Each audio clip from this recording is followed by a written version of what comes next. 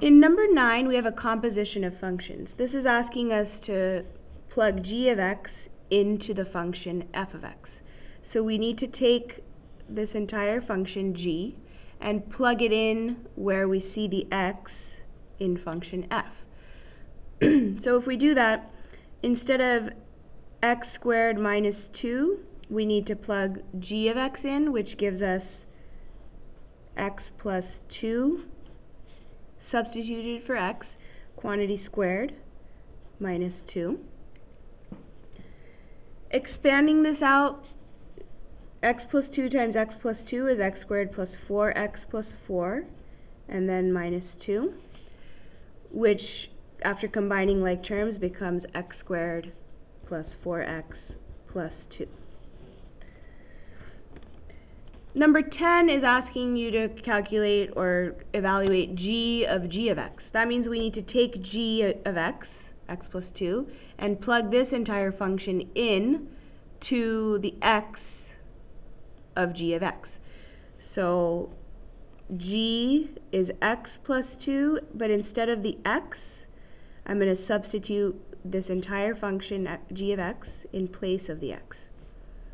So I've substituted that. Now I still need the plus 2.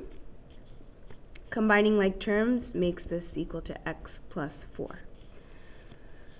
In number 13, f of x times g of x, we just need to multiply the two functions. So x squared minus 2 times x plus 2. So multiplying this out gives us x cubed plus 2x squared minus 2x minus 4. And there are no like terms to combine, so this is our simplified answer. In number 15, this symbol refers to the inverse function. So the inverse of g of x. Inverse function means we switch the x and the y. So x equals y plus 2. Isolating the y gives us y equals x minus 2. So the inverse function g is equal to x minus 2. Number 16 uses what we just found in problem 15 because we're finding g of the inverse of g.